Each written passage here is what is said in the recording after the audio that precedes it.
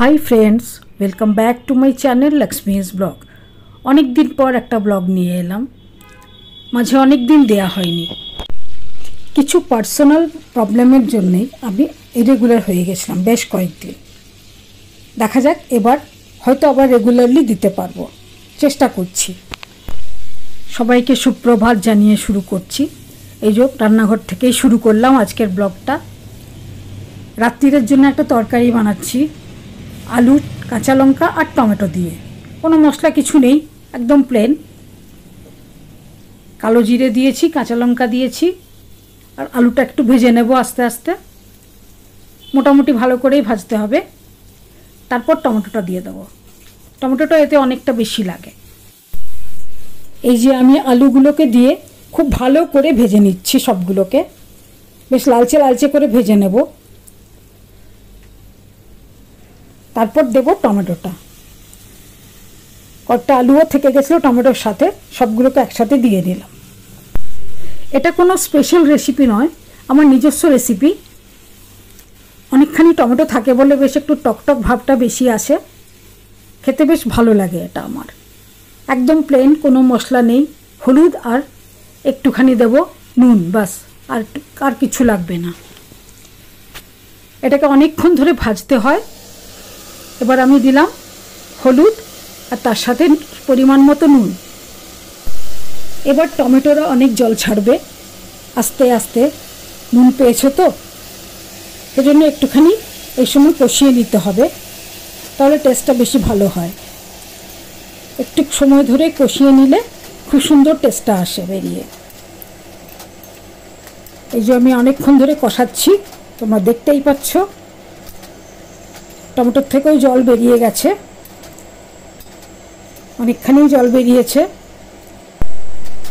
এবার এই জলটাকে আমি আস্তে আস্তে করে লো মিডিয়াম আঁচটা রেখেই তারপরে ওটাকে শুকিয়ে নেব। প্রায় প্রায় আস্তে আস্তে করে কষাতে হবে, তাহলে জলটা শুকিয়ে যাবে। আঁচটা কিন্তু লোই থাকবে, লো থেকে একটু মিডিয়াম করলেও হয়, জোরে হবে না। এরপর যখন জলটা শুকিয়ে আসবে তখন আমি জল দেব উপর থেকে। বেশ কিছুটা ঝোলের জন্য জল দিয়ে দিলাম যতটা লাগবে। তারপর একে ঢাকা দিয়ে দেব, বাস। পাশে চাটনিটা হচ্ছিল, এই যে এটা আবার হতে থাকবে। চাটনি আমার হয়ে গেছে, নামিয়ে দিয়েছি। এক ডেকচি চাটনি করে দিয়েছি, অনেকখানি। বেশ বড় বড় আম ছিল, তোমরা দেখতেই পাচ্ছ কতখানি হয়েছে এটা। এই যে এবার ভাতও হয়ে গেছে। পটলের তরকারি করার আছে, পটলটা ভেজে নিয়েছি ভালো করে। পটল আলুটাকে ভেজে নিয়েছি। এই যে পটলের মশলা তৈরি হচ্ছে, কিছুটা পটল ভাজাও করে দিয়েছি। ওর পটল ভাজা ভালো লাগে তাই পটল ভাজাও করে দিয়েছি কিছুটা ওর জন্যে। এই যে মশলাটা তৈরি হয়ে গেলে পটলটা দিয়ে দেব। ডাল ছোকা হয়ে গেছে, এই যে ডাল রয়েছে। আর করেছি একটা কুমড়োর ঘ্যাঁট, কুমড়োর তরকারি, একটু পেঁয়াজ দিয়ে করেছি এটা। রান্না শেষ করে স্নান করে চলে এলাম।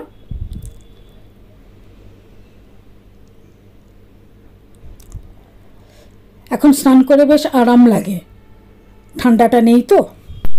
স্নানের পর এই যে জামা কাপড়ও মেলে দিলাম বাইরে, ব্যালকনিতে মেলে দিয়েছি সবাইকে।